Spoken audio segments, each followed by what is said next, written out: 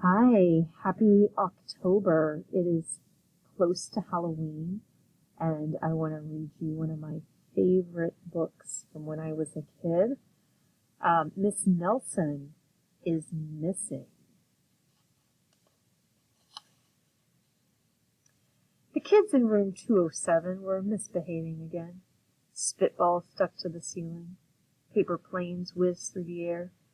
They were the worst behaved class in the whole school. Now settle down, said Miss Nelson in a sweet voice. But the class would not settle down. They whispered and giggled. They squirmed and made faces. They were even rude during story hour. And they always refused to do their lessons. Something will have to be done, said Miss Nelson. The next morning, Miss Nelson did not come to school. Wow, yelled the kids. Now we can really act up. They began to make more spitballs and paper planes. Today, let's just be terrible, they said. Not so fast, hissed an unpleasant voice.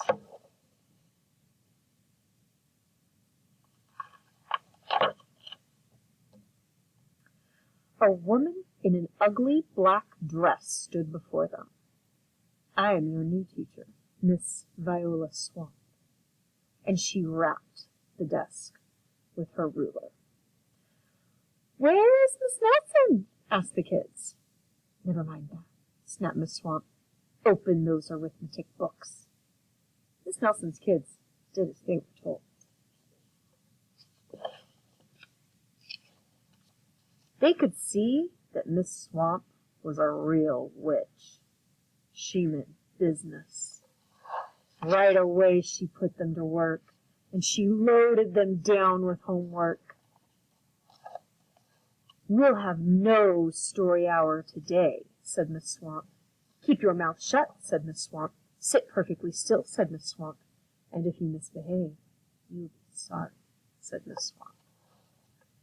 The kids in room 207 had never worked so hard. Days went by, and there was no sign of Miss Nelson. The kids missed Miss Nelson. Maybe we should try to find her, they said. Some of them went to the police. Detective McSmog was assigned to the case. He listened to their story. He scratched his chin. He said. I think Miss Nelson is missing. Detective McSmog would not be much help. Other kids went to Miss Nelson's house. The shades were tightly drawn, and no one answered the door. In fact, the only person they did see was the wicked Miss Viola Swamp coming up the street. If she sees us, she'll give us more homework. They got away just in time.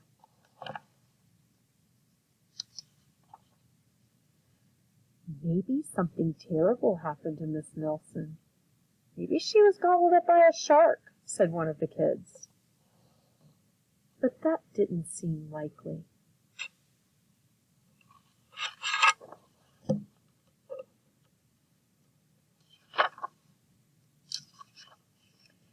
Maybe Miss Nelson went to Mars, said another kid. That didn't seem likely either.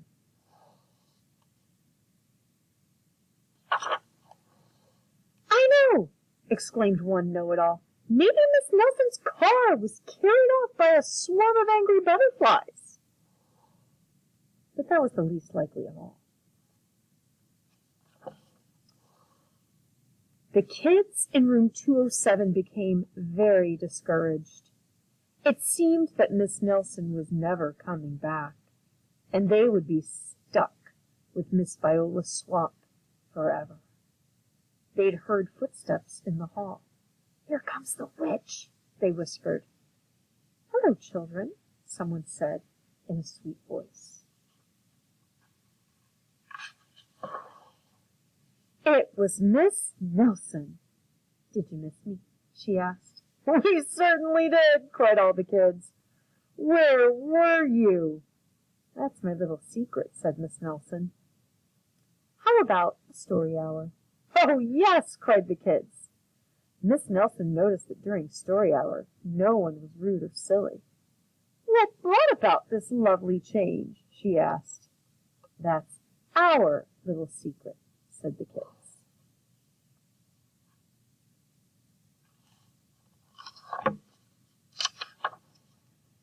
Back home, Miss Nelson took off her coat and hung it in the closet right next to an ugly black dress.